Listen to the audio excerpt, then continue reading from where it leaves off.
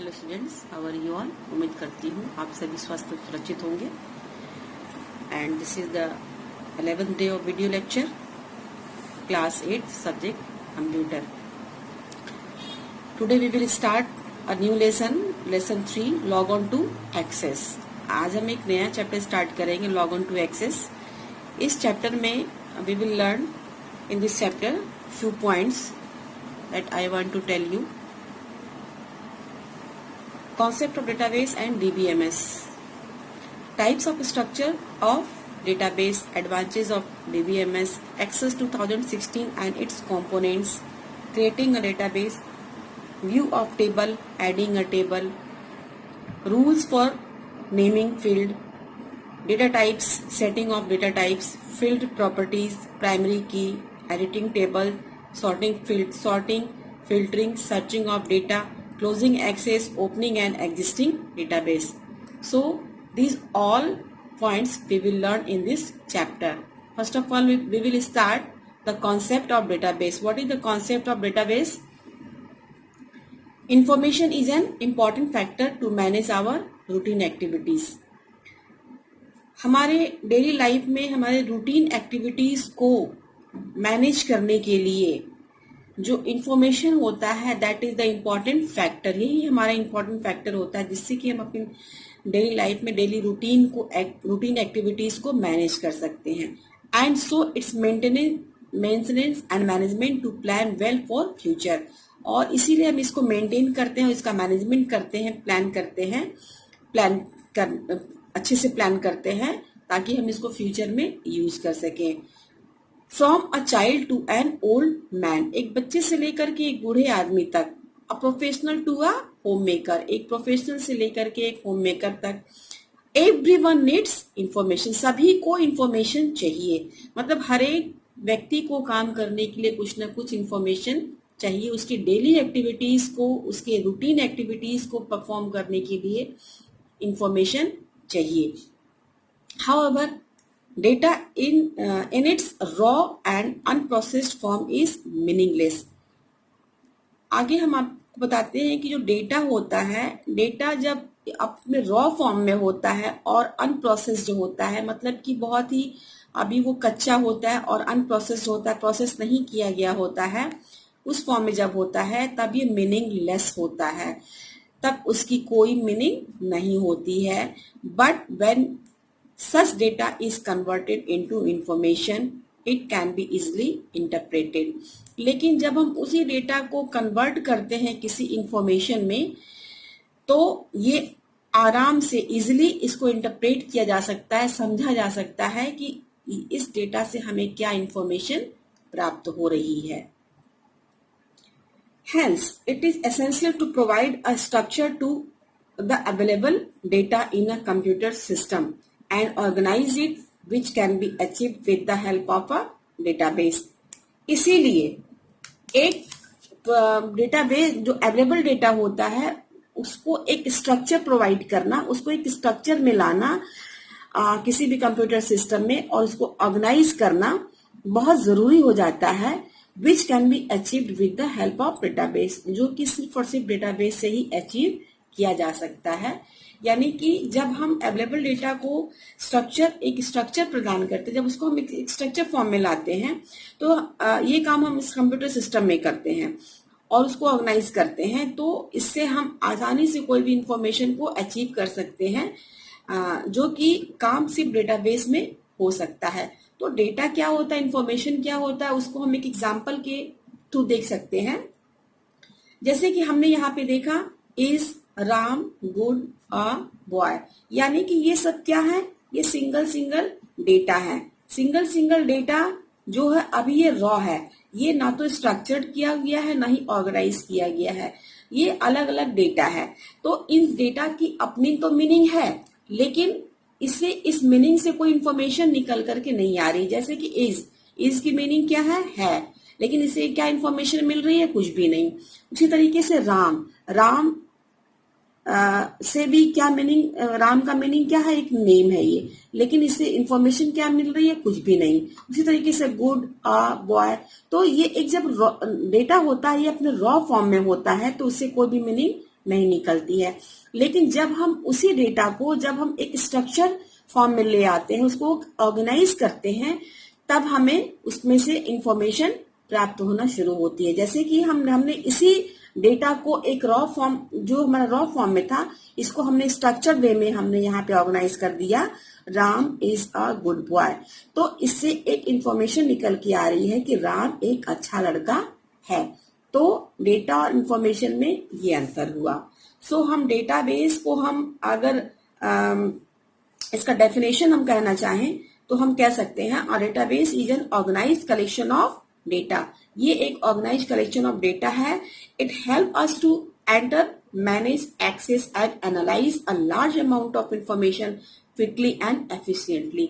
यानी कि बहुत बड़े अमाउंट ऑफ इंफॉर्मेशन को हम बहुत ही क्विकली और एफिशिएंटली क्या कर सकते हैं, डेटा, उसमें डेटा एंटर कर सकते हैं, मैनेज कर सकते हैं, एक्सेस कर सकते हैं और उसको एनालाइज कर सकते हैं। Next point is database and DBMS. Database और डीबीएमएस क्या होता है, हम इसके बारे में इसमें हम जानेंगे।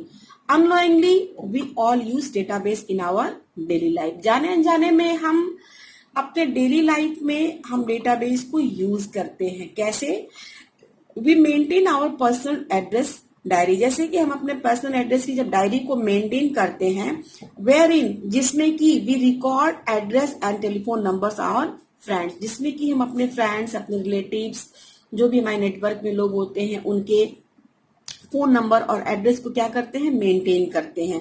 We maintain the information alphabetically, और हम उस इंफॉर्मेशन को अल्फाबेटिकली भी मेंटेन करते हैं। जैसे आप सभी के घर में टेलीफोन डायरी होगी, उसको भी आप जब मेंटेन करते हैं तो मेंटेन करते समय क्या करते हैं, उसको आप अल्फाबेटिकली उसको मेंटेन करते हैं ना, क्योंकि उसमें हमें जब भी कोई इंफॉर्मेशन सर्च करनी होती, किसी का भी फोन नंबर या एड्रेस देखना होता है, तो हम उसको अल्फाबेट से स्टार्ट करते हैं खोजना।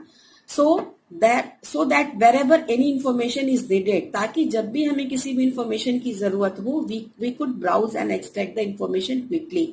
हम बहुत ही जल्दी उस डेटाबेस से उस डेटाबेस से हम बहुत जल्दी उसमें से डेटा को ब्राउज कर सके, इंफॉर्मेशन को, और उसको एक्सट्रैक्ट कर सके, उसको हम प्राप्त कर सके।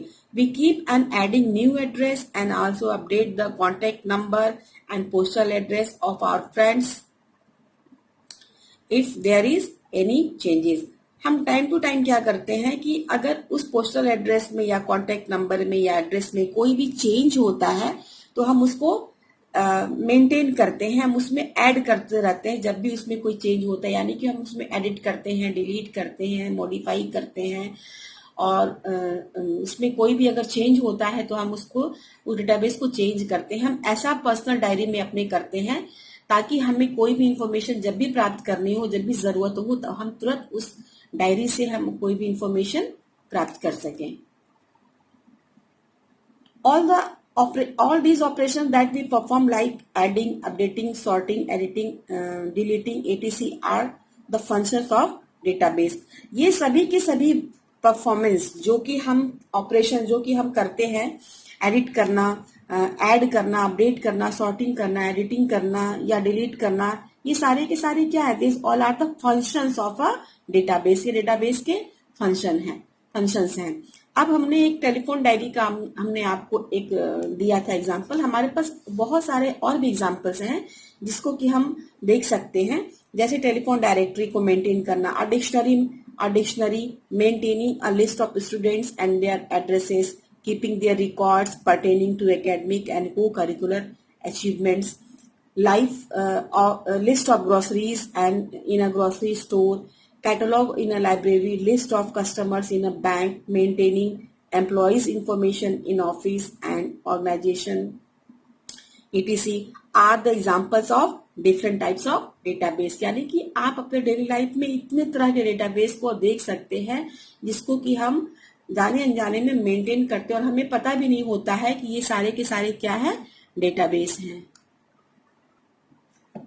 It is very difficult to maintain a database manually when there are hundreds and thousands of records। बहुत ही मुश्किल हो जाता है जब हमारे पास रिकॉर्ड्स हजारों और सैकड़ों और हजारों की संख्या में होती है, तो मैनुअली उसको मेंटेन करना बहुत मुश्किल हो जाता है। As the chances of committing errors increase, ताकि जैसा कि उसमें एरर्स होने की, गलतियां होने की बहुत चांसेस बढ़ जाते हैं। और DBMS stands for database management system. और DBMS is a computerised record keeping system.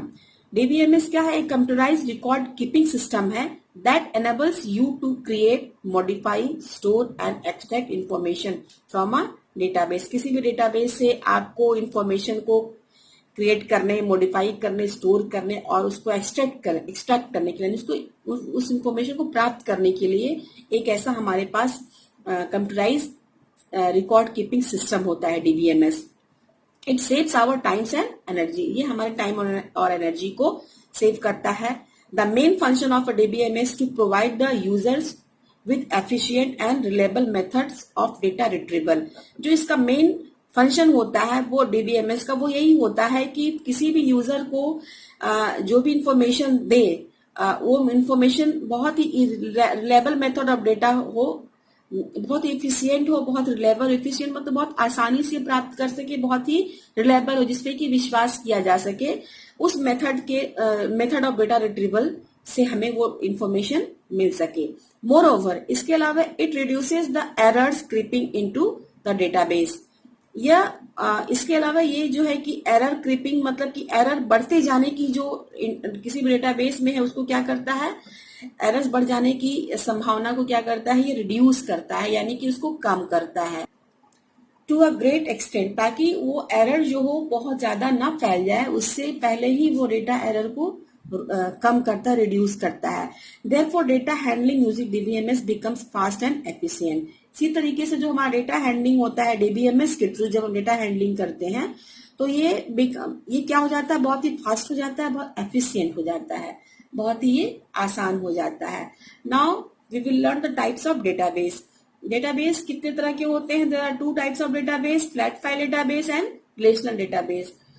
हम पहले जानेंगे फ्लैट फाइल डेटाबेस क्या होता है। Flat file database, a flat file database refers to a data file that contain records which have a small fixed number of fields without any structured relation। एक flat file database में जो data की file होती है उसमें जितने भी records होते हैं वो सारे के सारे रिकॉर्ड्स क्या होते हैं, स्मॉल होते हैं, और जिसमें कि फिक्स नंबर ऑफ फील्ड्स होते हैं, जिसमें कि कोई भी स्ट्रक्चर रिलेशनशिप नहीं होता है। इस तरह के फाइल को, डेटा फाइल को हम फ्लैट फाइल डेटाबेस कहते हैं। जैसे कि एग्जांपल हो गया हमारा माइक्रोसॉफ्ट एक्सेल। नेक्स्ट है हमारा रिलेशनल डेटाबेस। रिलेशनल डेटाबेस में relational database stores a data in several tables and link those tables together to get a common piece of information। यानी कि रिलेशनल डेटाबेस में क्या होता है कि हम डेटा को स्टोर करते हैं बहुत सारे टेबल्स बना करके, सेवरल टेबल्स हम बनाते हैं और उन सभी टेबल्स को हम क्या करते हैं, एक दूसरे के साथ लिंक करते हैं।